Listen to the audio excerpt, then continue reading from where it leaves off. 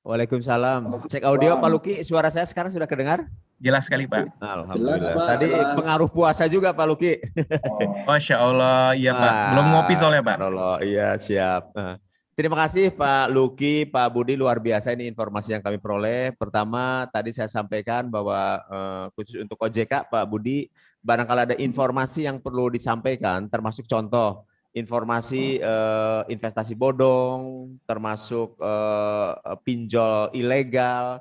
Kami punya media Pak, sama-sama untuk mengedukasi masyarakat. Namanya media kami ada Ciamik Pak. Cirebon Information Corner, kami punya digital signage, sama-sama nanti bisa diakses linknya ke OJK dan lain sebagainya. Selama itu informasi yang tidak dikecualikan. Insya Allah kami juga sama-sama, karena setelah kami evaluasi, teman-teman kami juga di birokrat ada juga yang terjerat pinjol ilegal, ada juga yang terjerat, mohon maaf terakhir itu CSI, ini luar biasa dampaknya. Mudah-mudahan kita bisa saling berkolaborasi untuk terus mencerdaskan siapapun juga. Baik, terima kasih Pak Luki, Pak Budi atas informasinya. Teman-teman sekalian, alhamdulillah di sini audiens yang ikut acara ngopi ini ada berapa nih? 91 ya. Partisipan sangat luar biasa bagi kami. Ada beberapa dari kelompok. Kalau saya lihat dari Bali ada ini Pak Joko dari Bali. Dari Pekanbaru juga ada, dari Banjar, dari beberapa daerah juga ada, alhamdulillah bergabung ke kami, termasuk dari kalangan perguruan tinggi juga bergabung di sini. Mangga saya buka sesi pertama, 3 penanya, silakan langsung di-unmute untuk menyampaikan nama dan dari mana. Silakan. Bisa, itunya di itu aja, videonya.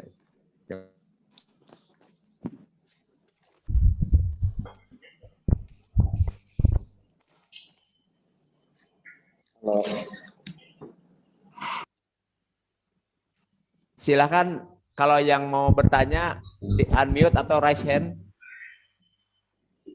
Mangga Pak Rahman ya, silakan Mas Rahman. Berikutnya setelah ini monggo siapa? Asih.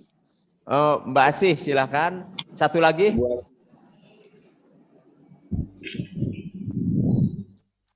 Masih ada, sampaikan. Ibu Widya itu ada itu tadi Pak. Ibu Widya, ada yang mau bertanya Ibu Widya?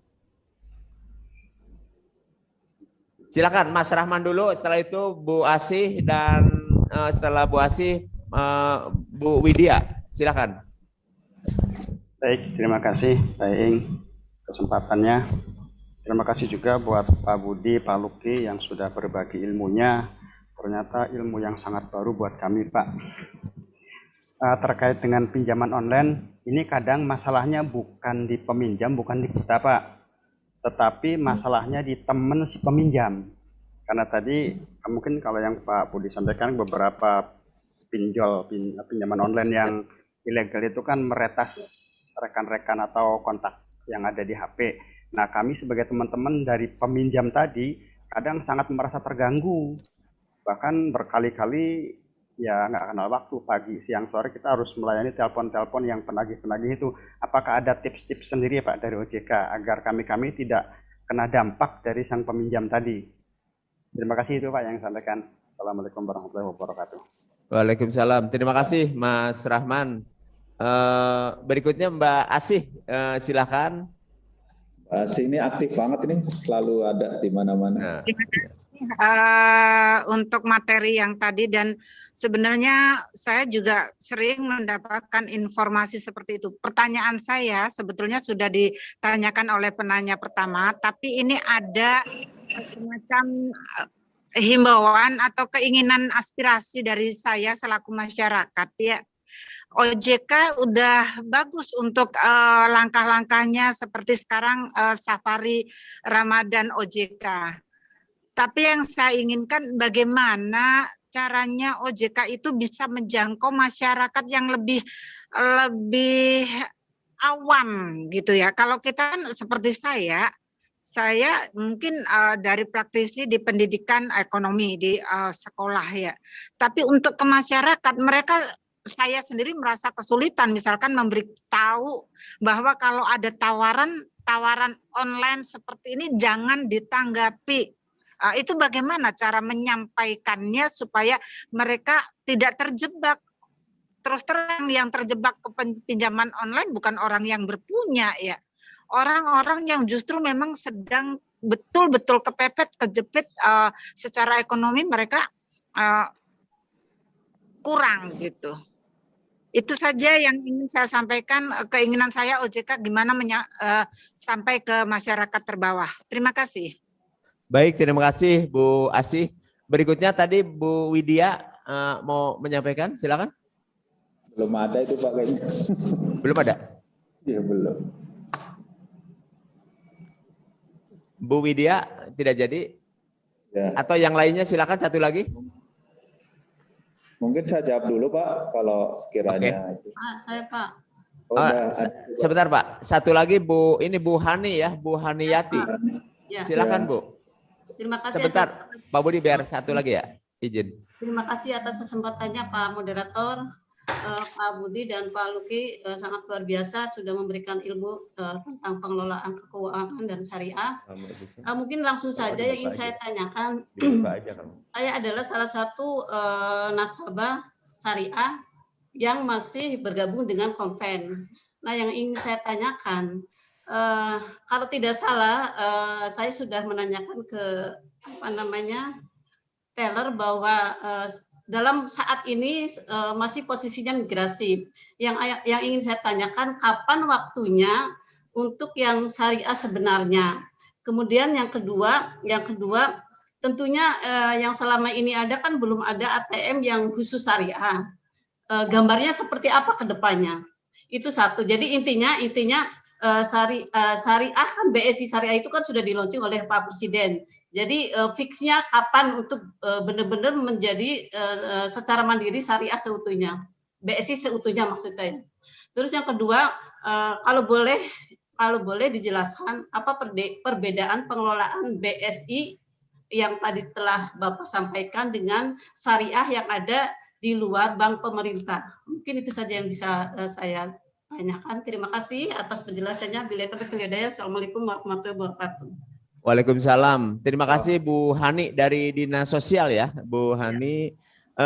Baik Pak Budi, Pak Luki, itu yang sudah disampaikan oleh para penanya. Saya tidak akan mengulangi pertanyaan lagi. Monggo secara ini langsung ditanggapi dari Pak Budi dulu, OJK. Mangga Pak Budi, selanjutnya Pak Luki. Kami persilakan Pak. Terima kasih Pak Iing. Dan terima kasih juga Pak Rahman dan Ibu Asih. Mungkin itu kita gabung. Yang pertama bahwa karena kita itu tidak tahu Pak, sebenarnya yang mengirim ini pinjaman online-nya apa namanya, di mana lokasinya, di mana kantornya, itu kita tidak pernah tahu Pak. Kalaupun kita tahu, bisa kita laporkan ke kami ataupun ke Jakarta tadi.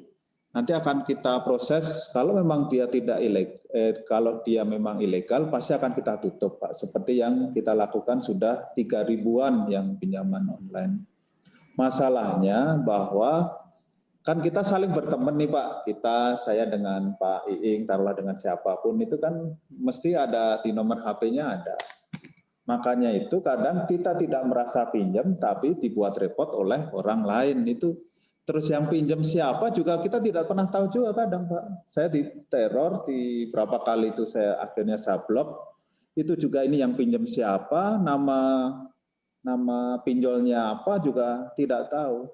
Yang bisa kita lakukan kalau memang itu terjadi kepada Bapak, bisa kita laporkan, bisa Bapak Ibu laporkan kepada kami. Tadi ada beberapa alamat media yang bisa untuk sarana untuk melaporkan pinjaman online tadi. Sepanjang namanya kita tahu Pak.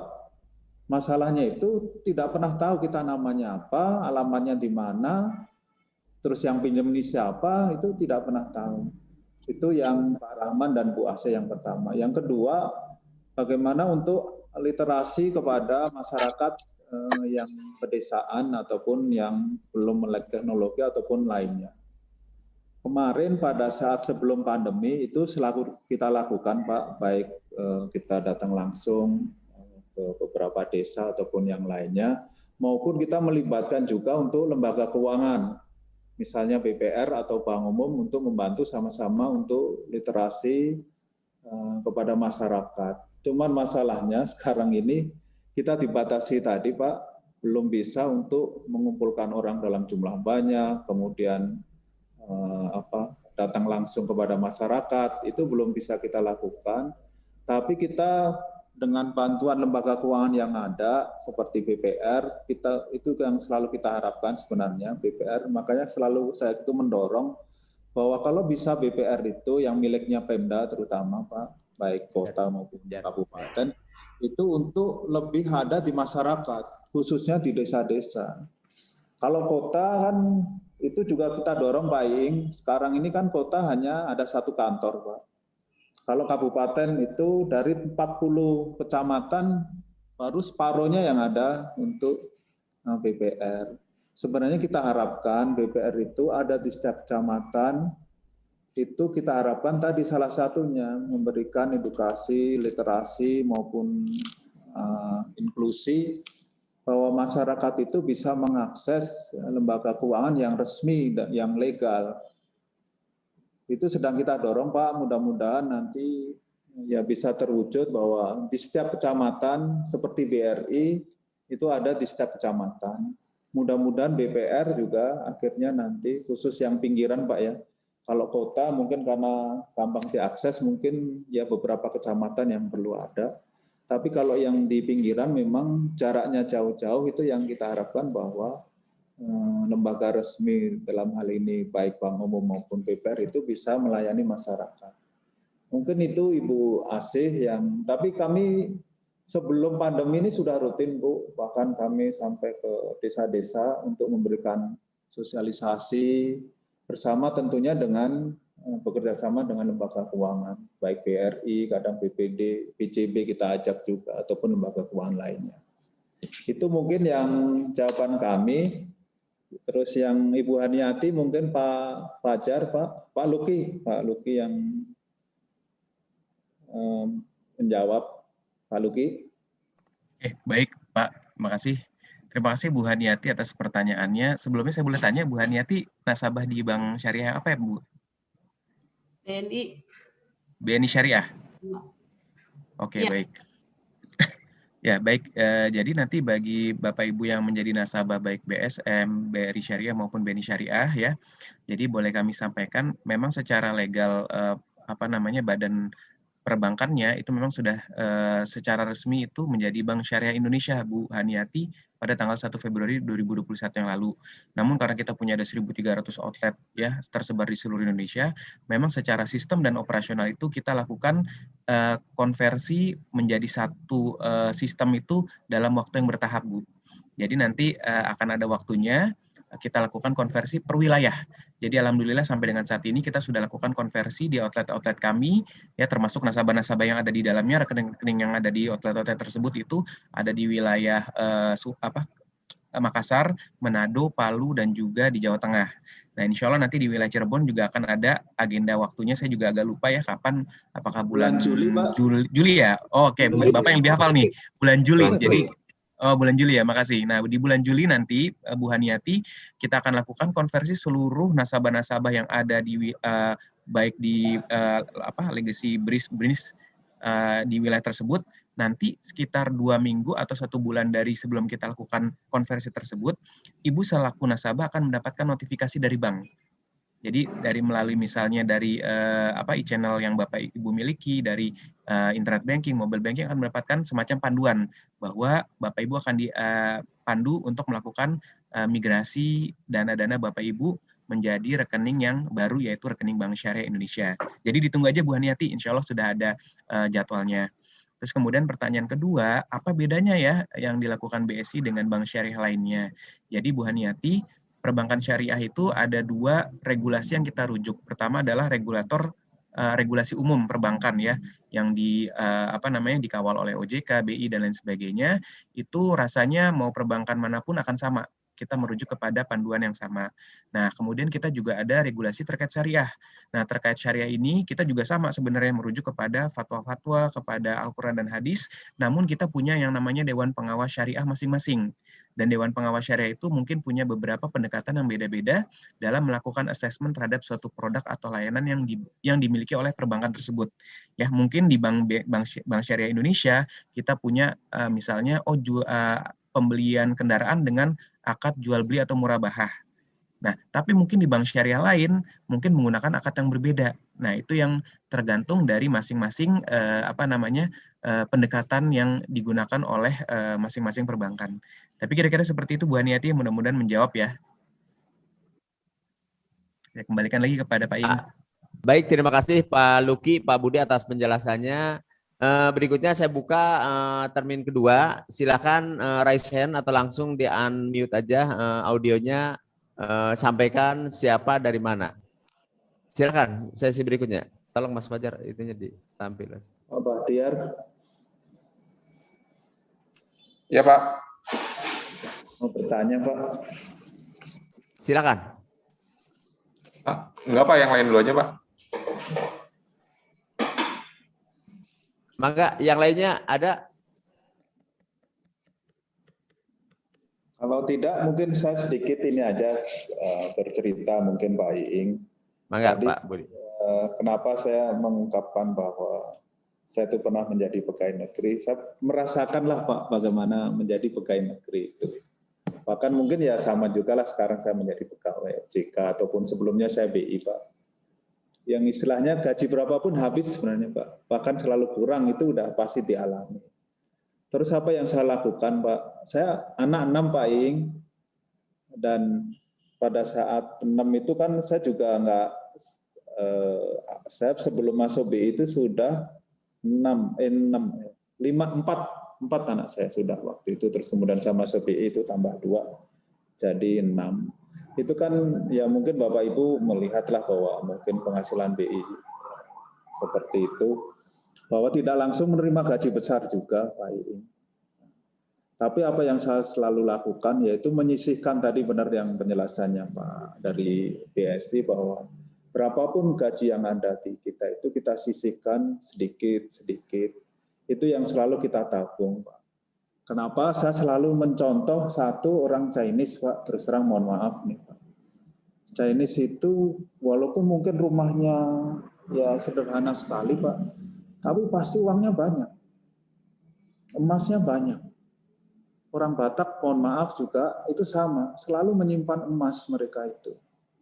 Dan itu sebenarnya sudah difasilitasi oleh BSI, sekarang begitu gampangnya tidak perlu ke toko emas atau konter lainnya. Dan itu saya terapkan dan saya mencontoh orang-orang yang tadi Pak, Chinese, kemudian Batak. Itu selalu mereka itu sedikit beli mungkin 1 gram, sehingga pada saat dibutuhkan untuk menyekolahkan anak, terutama sekarang problem orang tua itu, anak saya 4 kuliah Pak, belum ada yang lulus, karena jarak anak saya itu 1. Jadi setiap tahun itu saya harus menyiapkan uang untuk anak saya kuliah. Sedangkan tidak setiap tahun juga kita mendapatkan uang lebih kan Pak. Nah itu apa yang saya selalu lakukan ya sudah yang pernah saya tabung, pernah saya simpan dulu ya selalu kita jual. Dan memang kalau kita memang tidak ada ya bolehlah pinjam, tidak mungkin kita tidak pinjam juga. Saya mobil juga pinjam, rumah juga pinjam untuk belinya. Tapi ya tadi yang penting asal memang sesuai kebutuhan. Saya cerita sedikit dulu waktu saya jadi ASN di Jakarta pun, saya sampai tidur di kantor Pak Iing. Dulu waktu itu wali kotanya Pak Cirebon itu Pak Kumaidi, saya masih ingat. Ya, tahun 93, karena beliau pendidikan di SESPA, dulu saya di Lembaga Administrasi Negara Pak. Beliau SESPA-nya itu untuk eselon 2, itu tahun 93, saya sampai hafal sampai sekarang. Yaitu tadi Pak, saya pegawai negeri pada saat keluar itu saya masih punya tabungan dan saya ingat ini bukan menyombongkan untuk apapun. 6 juta saya masih punya tabungan waktu itu dan itu seharga rumah sederhana pada saat itu. RS itu pada saat itu 6 juta. Itu saya bisa. Ya apa yang saya lakukan ya memang saya berhemat sekali, berhemat dan memang menabung, walaupun memang kalau kata orang kan beda zaman dulu zaman sekarang, tapi ya tinggal kemauan kita saja. Bahwa apa yang kita lakukan itu kita selalu harus berpikir ke depan, karena saya yakin Bapak Ibu semua kan mempunyai anak, putra-putri ataupun keluarga yang pada saatnya nanti akan sangat dibutuhkan tabungan kita itu. Dan itu yang kadang, mohon maaf sekali lagi, bahwa kebiasaan menabung itu masih sangat jarang dengan alasan bahwa buru-buru buat nabung, buat belanja aja sudah habis lah. Ini nih yang kadang memang tadi, makanya dari penjelasan Pak Luki tadi, sisihkanlah dulu, berapapun jumlahnya Kak. Itu tidak masalah. Kemudian yang penting selalu kita lakukan secara rutin. Itu mungkin nambahkan sedikit Pak Iing pengalaman. Kalau saya lebih enak cerita itu pengalaman pribadi, karena itu sudah dialami dan saya bisa menjelaskan. Bukan hanya teori, kalau teori kan nanti itu kan teori, kalau pengalaman pribadi kan ya udah bisa sampai sekarang saya sebesar ini, setua ini. Gitu. Mungkin itu Pak Iing. Baik, terima kasih Pak Budi, ini pengalamannya luar biasa, kita juga bisa sharing pengalaman ya. Berikutnya, barangkali masih ada penanya. Ada yang resen tuh Pak, dari Bu siapa tuh, Bapeda Kota Cirebon. Resen. Mbak Andra ya. Mbak Andra, silakan dari Bapeda. Silakan.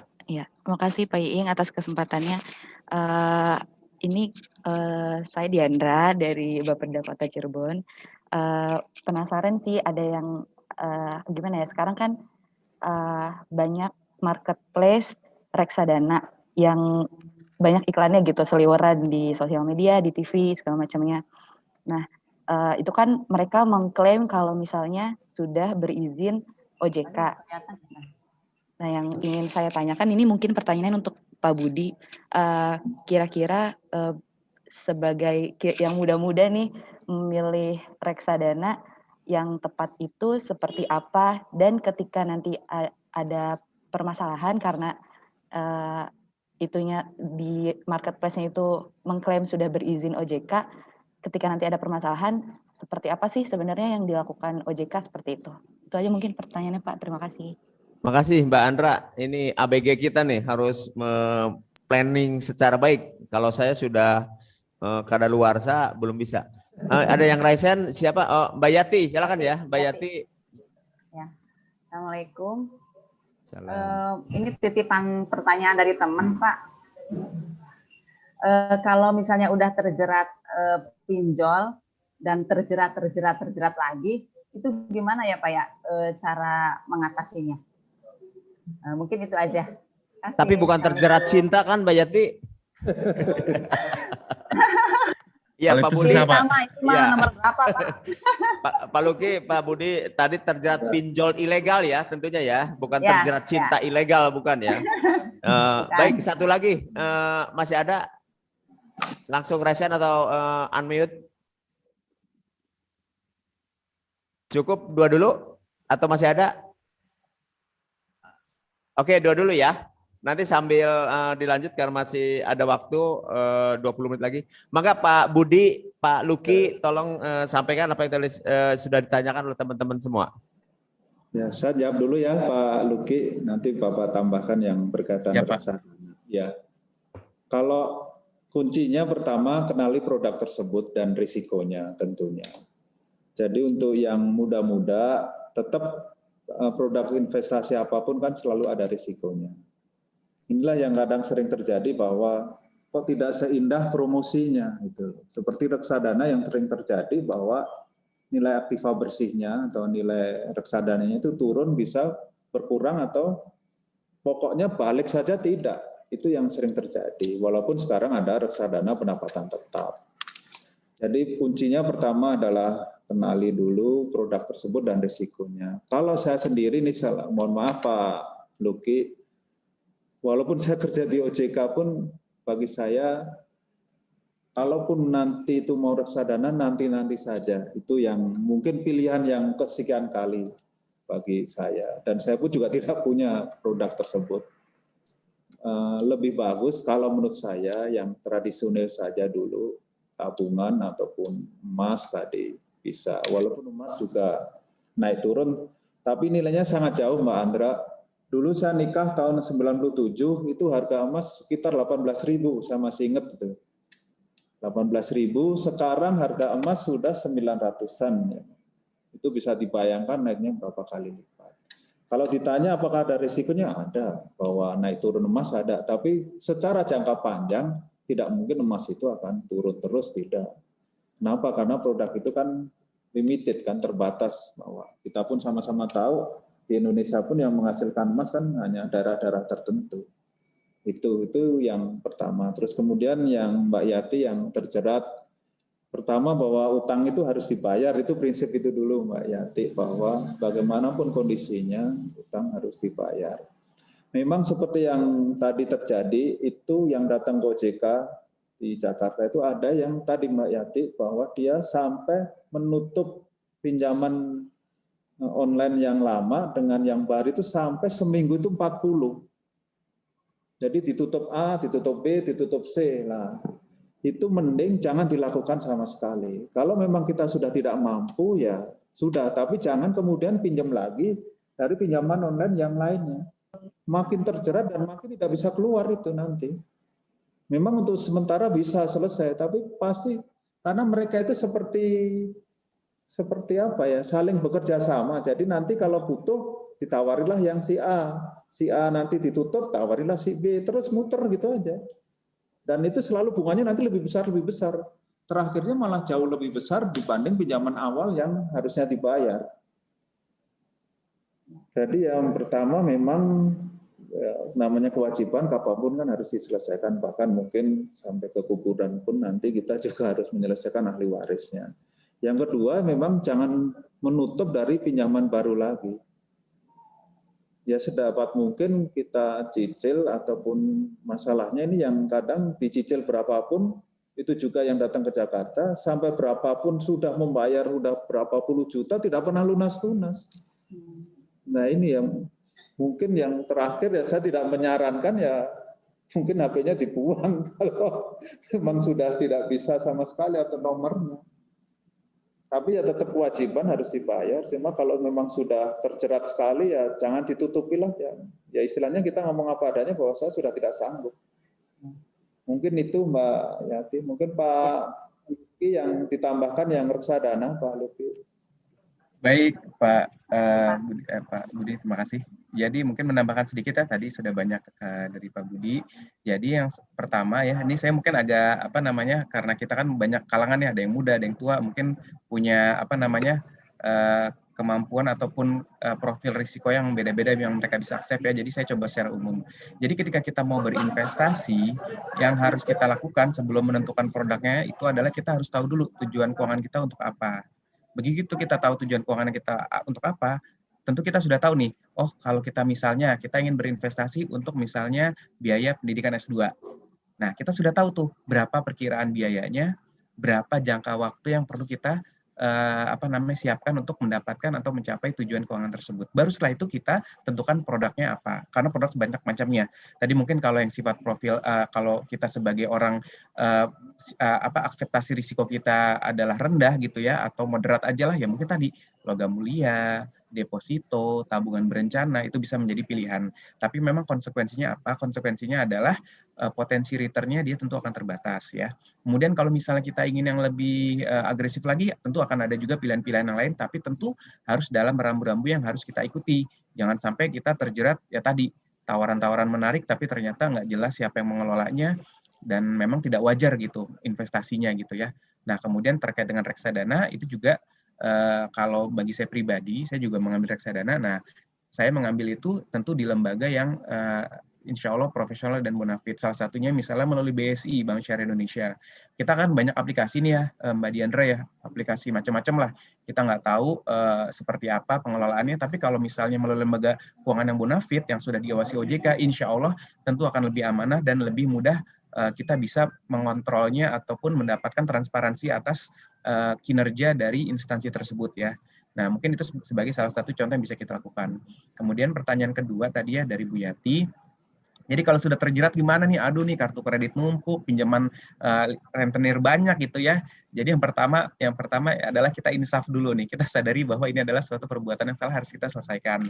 Itu satu. Nah, kita ingin punya solusi ke arah sana. Itu satu ya. Nah, kemudian kedua, kita harus mensehatkan kondisi keuangan kita. Ya, caranya seperti apa tentu nggak akan mudah, tapi harus kita lakukan. Kita harus nutup pinjaman-pinjaman tersebut secara bertahap dan secara kontinu.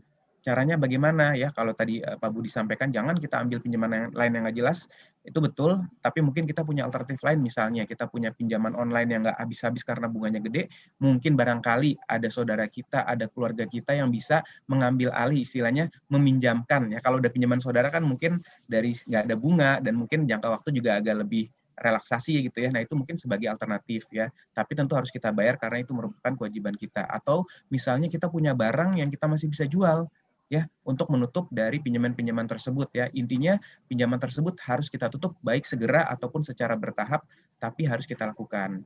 Nah, kemudian yang berikutnya, tentu kita harus mengatur cash flow keuangan kita dengan lebih sehat lagi.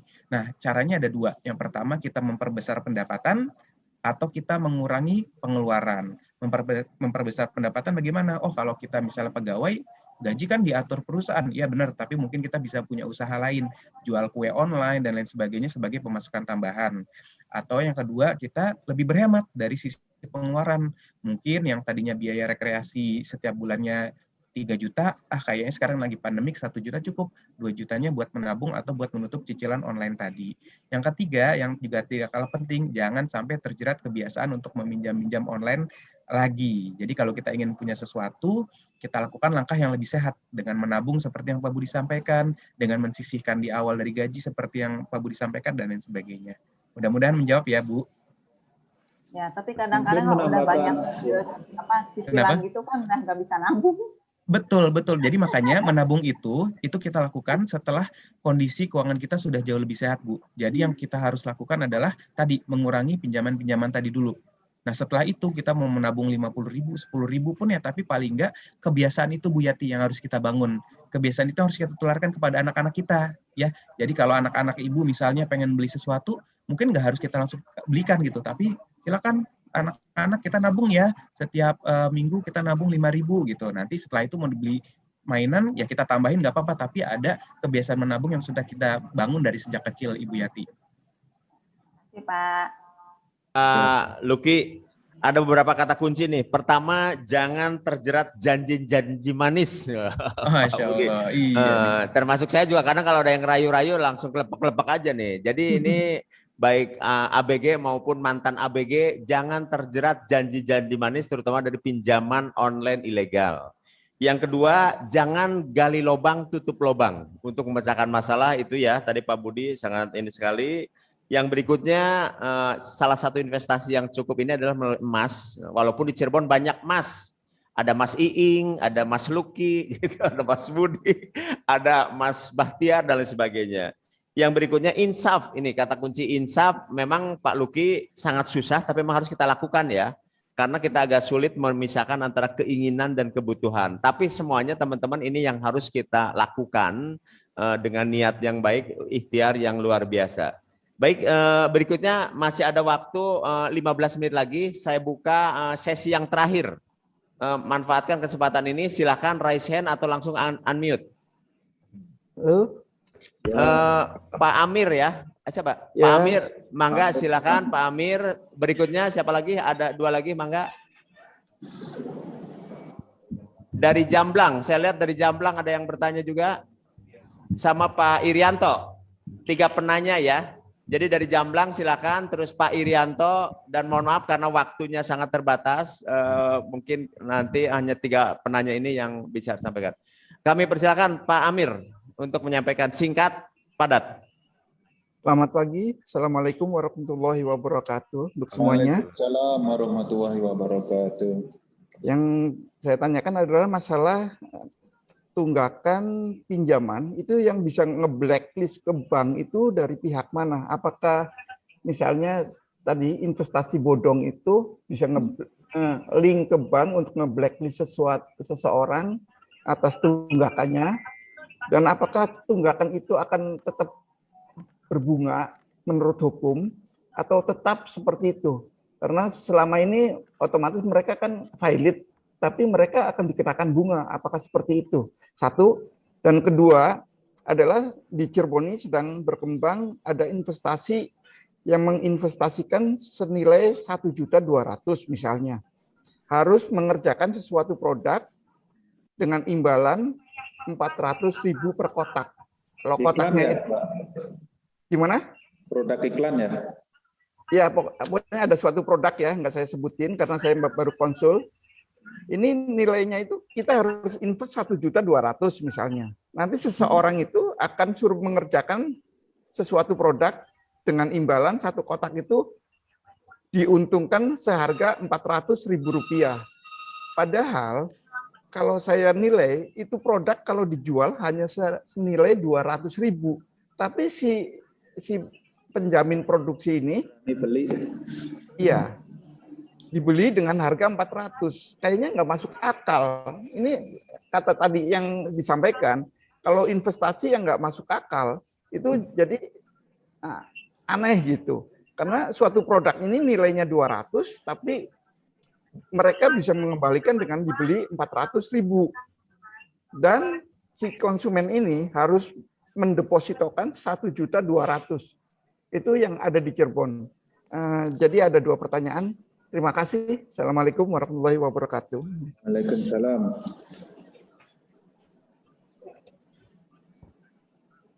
Yang kedua, Pak Irianto silakan Pak.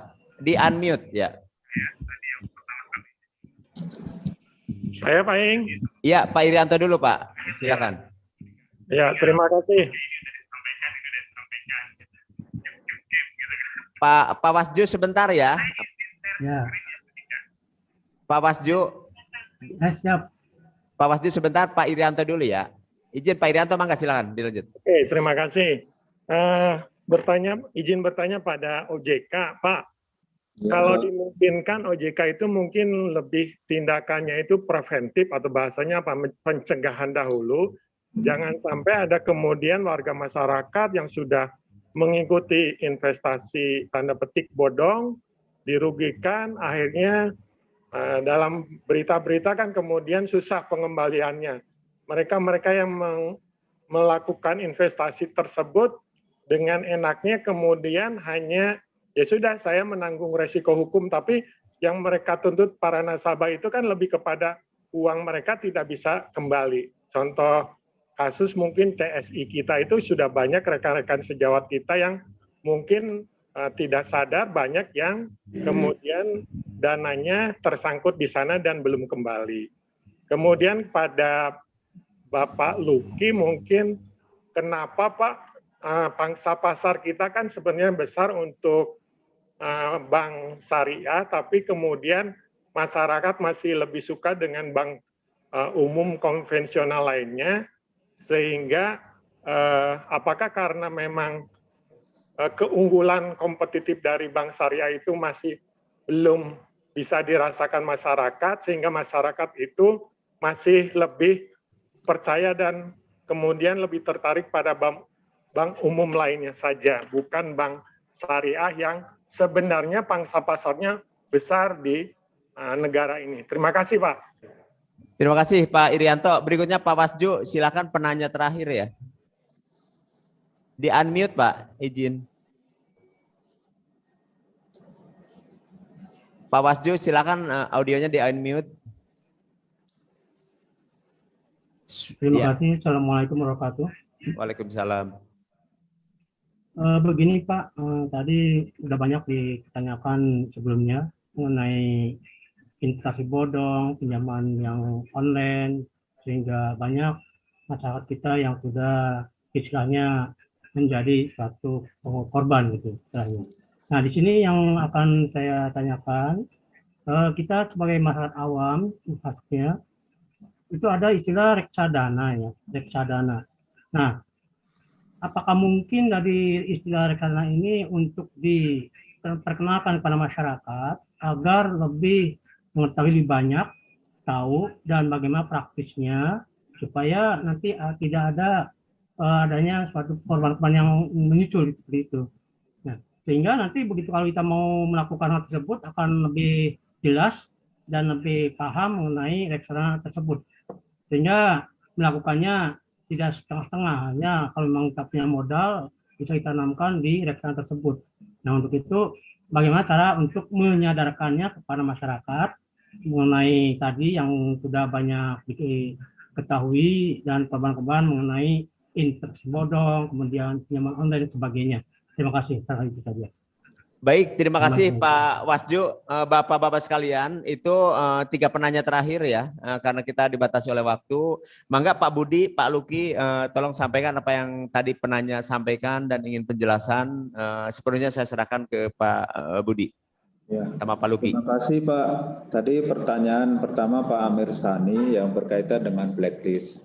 Jadi kalau kita itu pinjam ke sesuatu lembaga keuangan yang resmi Pak, misalnya BPR, Bank Umum, BPD, ataupun leasing, itu akan tercatat Pak. Dulu namanya adalah BI Checking, kalau SID kalau dulu. Tapi semenjak beberapa tugas itu pindah ke OJK, namanya menjadi slip. Itu akan tercatat dan itu akan dilaporkan. Momennya saya pinjam uang untuk beli motor, itu pasti akan tercatat momennya di Adira, di ADR.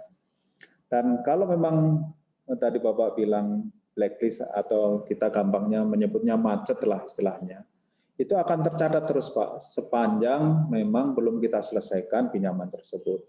Terus bagaimana untuk menyelesaikannya? Ya memang namanya kewajiban kan harus dibayar, tapi itu kan bisa dinegosiasikan untuk penyelesaiannya berapa. Terus gimana hilangnya? Nanti kan setelah diselesaikan kewajiban tersebut, maka bank atau lembaga keuangan tersebut akan melaporkan bahwa sudah tidak ada kewajiban lagi. Itu yang pertama. Terus kemudian yang investasi tadi Pak, berkaitan dengan investasi, itu seperti yang Bapak jelaskan, memang banyak sekali Pak yang terjadian yang sekarang itu yang memang kalau dilihat menguntungkan Pak, dan memang benar terjadi dalam arti barang yang harusnya 200 dibeli 400, kan sesuatu yang menarik sekali kan Pak. Tapi tadi Pak, prinsip investasi tadi memang itu legal dan logis atau tidak. Legal pertama bahwa dia ada izin-izinnya atau tidak. Kedua, logis tidak. Dengan uang 1.200.000 kita bisa dapat uang 400. Itu berarti kan hampir 30% kan Pak. Saya kira usaha apapun saat ini, apalagi di saat pandemi sekarang, tidak ada yang bisa menghasilkan sampai 30%. Saya tidak tahu itu apakah per minggu, per hari, ataukah per bulan. Anggaplah per bulan. Tidak mungkin bahwa kemudian bisa menghasilkan sebesar itu. Tapi kan Bapak pasti bertanya, lah itu buktinya bisa dibayar. Iya pada saat yang awal-awal. Itulah yang namanya ini Pak money game, atau prinsip piramida yang di awal pasti akan diuntungkan Pak, tapi nanti yang di terakhir-terakhir tidak dibayar. Itu kan yang CSI maupun first travel, momennya umroh, yang pertama-tama bisa berangkat, tapi yang terakhir-terakhir tidak bisa berangkat. Jadi tadi Pak, dua prinsip tadi, legal dan logis, itu yang harus selalu kita pegang. Terus kemudian Bapak Irianto, preventif, masalahnya gini Pak, lembaga-lembaga ataupun perorangan atau badan hukum ataupun lainnya itu izinnya di awalnya bukan dari kami Pak. Contoh CSI itu kan bukan dari kami awalnya. Jadi kami tidak bisa masuk pada saat sebelum ada pengaduan atau ada masalah. Terus kemudian kita masuk pun posisi kita itu sebagai apa? Bahwa kita itu bersama dengan 13 institusi lainnya itu menjadi bagian dari Satgas Waspada Investasi. Yang kebetulan bahwa kami OJK itu yang sekarang saat ini menjadi koordinator. Sehingga seolah-olah kan OJK semua yang nutup A, B, C, padahal sebenarnya bukan OJK secara pribadi, tapi itu lebih kepada bahwa kami itu dalam satu wadah tadi Satgas Waspada Investasi, di dalamnya ada kejaksaan, kepolisian, terus Bank Indonesia, Kementerian Koperasi, perdagangan, banyak yang terlibat di kami, tapi saat ini koordinatornya adalah kami. Sepanjang ada pengaduan kepada Satgas Waspada Investasi, maka kita bisa bergerak. Kalau dibilang terlambat, iya karena memang awalnya izin-izin tersebut bukan di bawah kami, Pak. Seperti koperasi, kan Bapak Ibu juga lihat dan dengar, dan saya juga nggak tahu apakah ada yang masuk juga uangnya, yang tidak bisa dibayar. Nah, koperasi kan bukan di bawah kami juga, Pak, di bawah Kementerian Koperasi. Atau kalau memang izinnya di daerah kan berarti di bawah Dinas Koperasi. Kami tidak mencampur, tapi nanti begitu bahwa ada pengaduan, kami berkoordinasi dengan instansi lain, tadi ada 13, itu bisa kami melakukan tindakan antara lain penutupan. Itu mungkin yang bisa saya jawab. Mungkin yang lainnya Pak Luki yang reksadana, Pak Luki.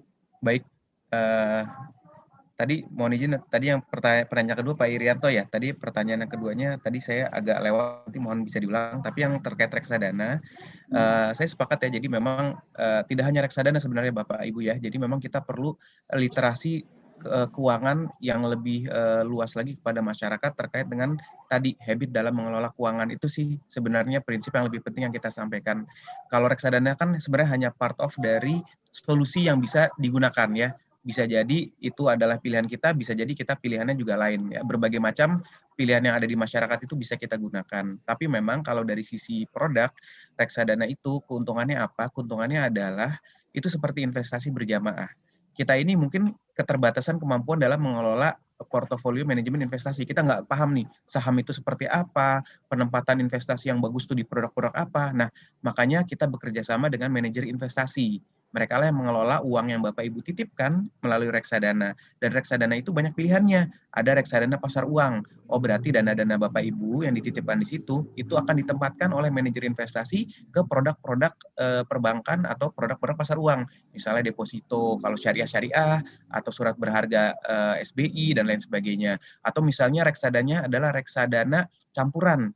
Berarti ada penempatannya di pasar uang, ada penempatannya di obligasi misalnya. Atau reksadana saham, berarti Bapak Ibu yang nggak gitu paham saham mana yang bagus, kita serahkan kepada manajer investasi, dia akan menempatkan kepada portofolio saham yang memang mereka sudah punya kemampuan dalam mengakses terkait saham mana yang kira-kira baik untuk kita gunakan. Tapi lagi-lagi itu butuh edukasi dan butuh juga kemampuan kita dalam menentukan produknya apa. Karena beda-beda ya Bapak Ibu, dari masing-masing produk memiliki konsekuensi yang beda-beda juga. Mungkin itu kira-kira tadi Pak Irianto, mohon izin kalau tadi ada yang kelewat pertanyaannya.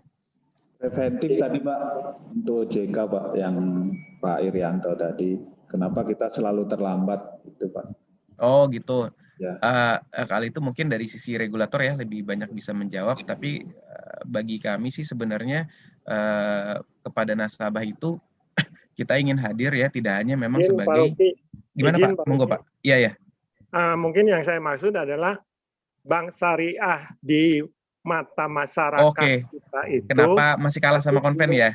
Ya, belum menarik, padahal pangsa pasarnya kan besar sekali Pak Luki. Apakah memang karena keunggulan kompetitif di segala lininya itu belum seperti bank umum lainnya? Baik, saya sudah menangkap Pak Irianto. Jadi gini Pak, Bapak Ibu, jadi memang ya perbankan syariah itu baru hadir di Indonesia sekitar 30 tahun ya dengan berdirinya Bank Muamalat. Sementara kalau bank konvensional itu sudah ratusan tahun ya, BRI aja itu udah 100 tahun lebih kan kalau nggak salah. Jadi memang kita secara usia memang masih relatif lebih muda atau munculnya belakangan.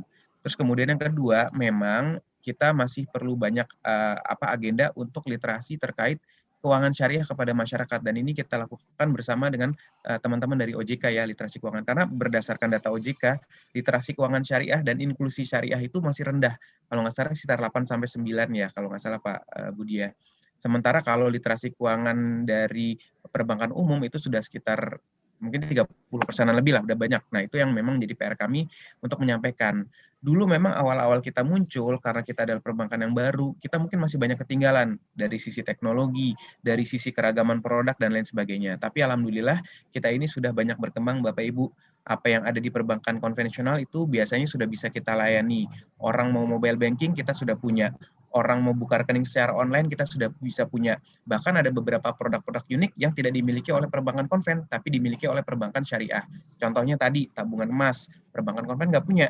Cicil emas, perbankan konven nggak punya. Gadai emas, perbankan konven nggak punya. Nah ini yang kemudian menjadi PR kami dari perbankan syariah untuk bisa lebih mensuarakan kepada masyarakat gitu. Apa sih benefitnya? Selain kita juga senantiasa untuk menyentuh dari sisi spiritualnya, karena dengan populasi kita 90% Muslim, layaknya harusnya pangsa pasar perbankan syariah itu nggak di angka berapa, mungkin 8% sekarang ya, tapi harusnya ya at least 90% ya.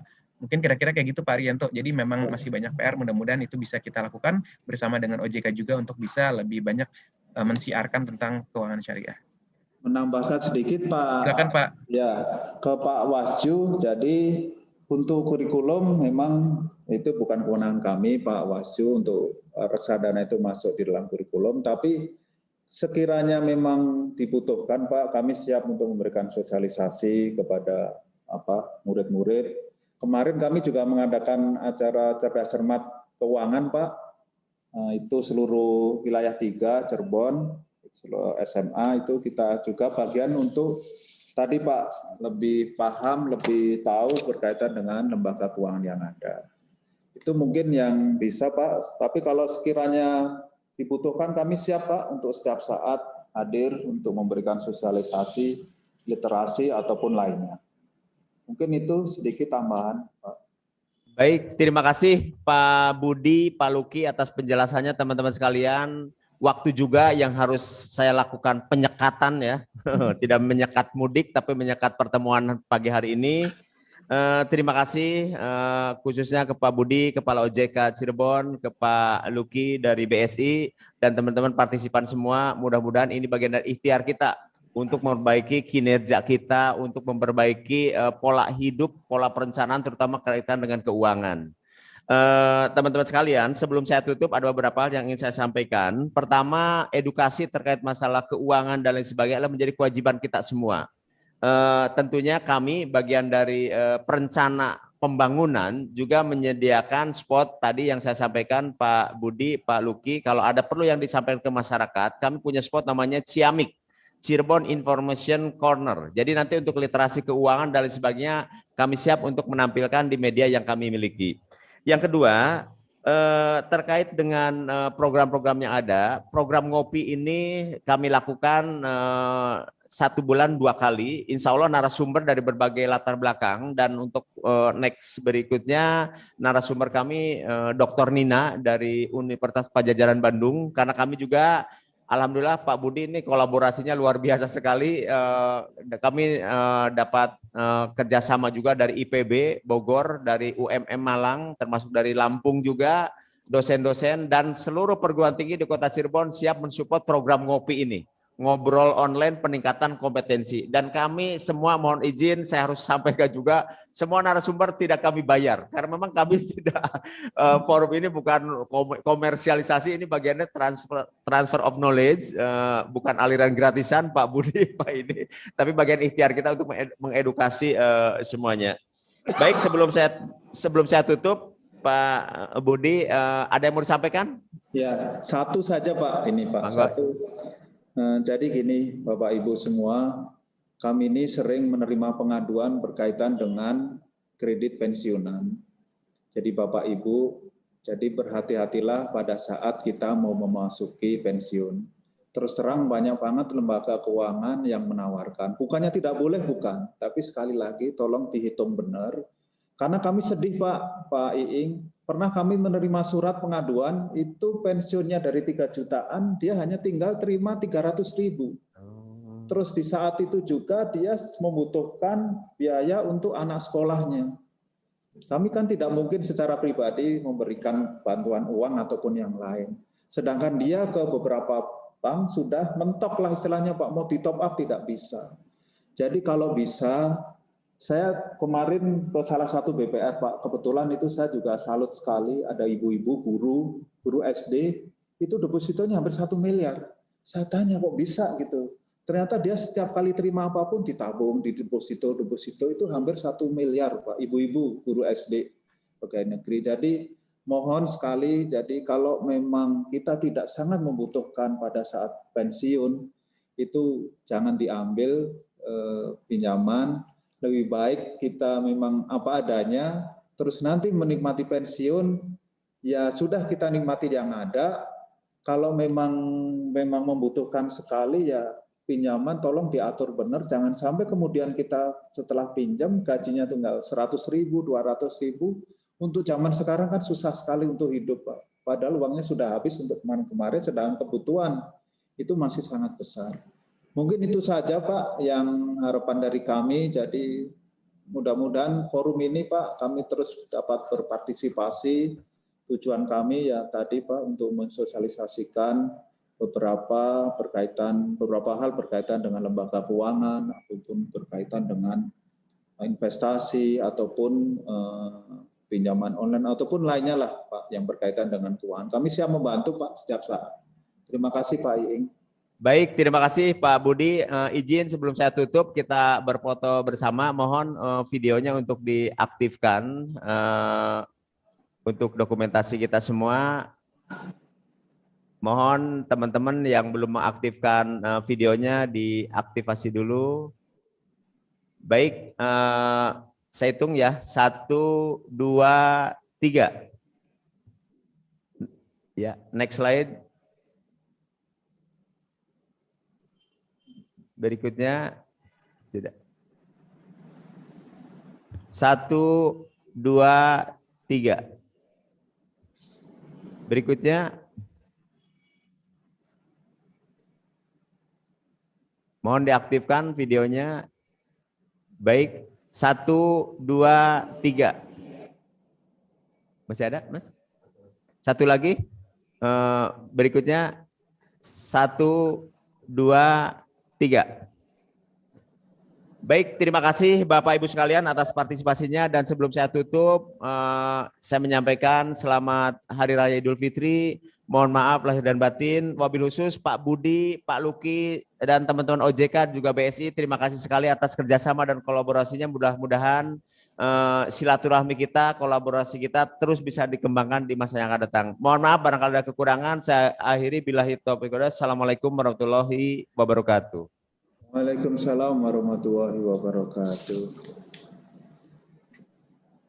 Mohon maaf ya Pak Iing, lebih banyak cerita Pak. Enggak Pak, justru saya enak Pak, suasananya informal. Itu yang lebih powerful Pak Budi, biasanya pengalaman itu kan udah proven Pak. Iya. Pak Luki, terima kasih sekali nih, luar biasa. Iya, sama-sama Pak Iing, Pak Budi, makasih Pak. Kolaborasi terus Pak ya, OJK Ya, dengan siap, BSI Pak. Jadi kami itu dengan BSI sudah 3 hari ini berturut-turut Pak.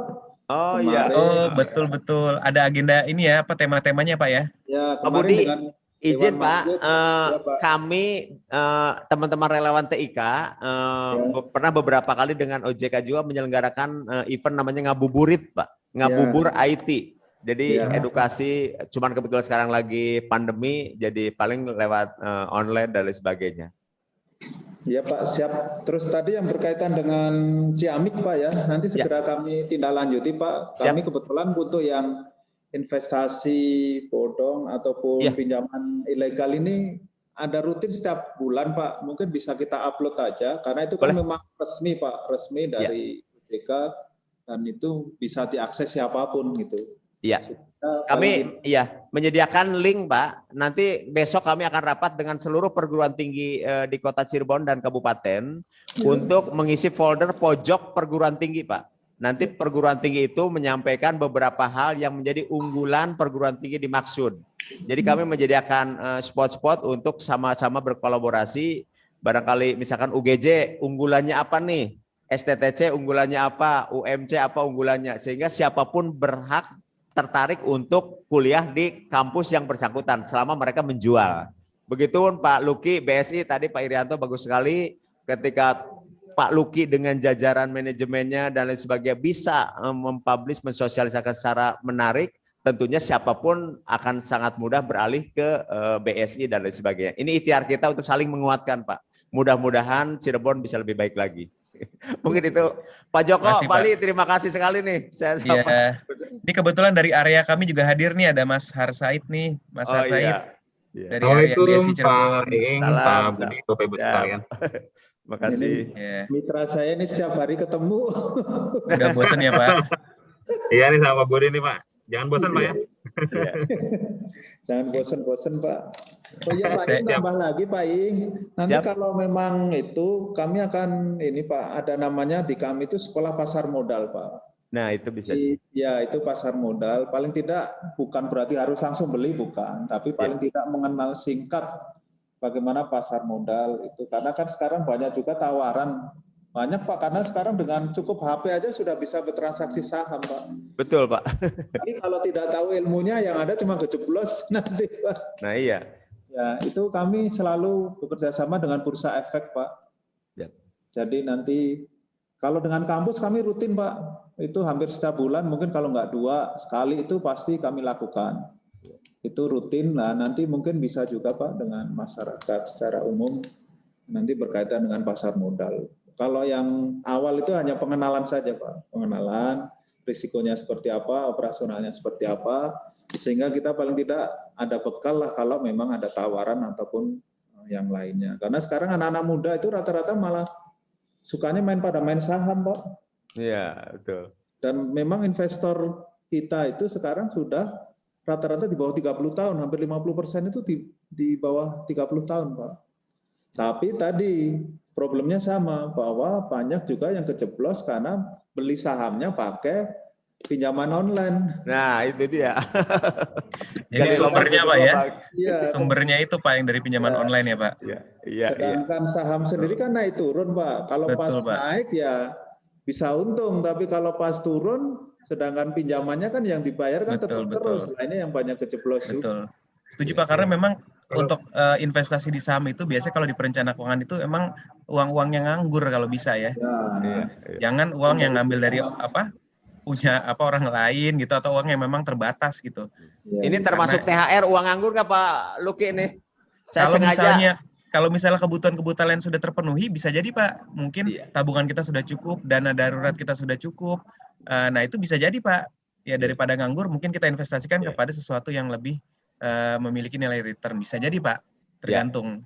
Momen hari ini mudah-mudahan momen strategis, karena kemarin ASN baru nerima THR. Walaupun jujur saya juga sudah habis lagi, Pak. Tanpa tukin ya, Pak. Iya. Betul. Baik, terima kasih Pak Budi, Pak Luki, semuanya. Terima kasih, izin Pak saya Budi, ada acara mohon lagi. izin. Semuanya izin pamit dan terima kasih. Assalamualaikum warahmatullahi wabarakatuh. Waalaikumsalam warahmatullahi wabarakatuh. Terima kasih Bapak Ibu, mohon izin pamit. Ya, mohon izin, Pak.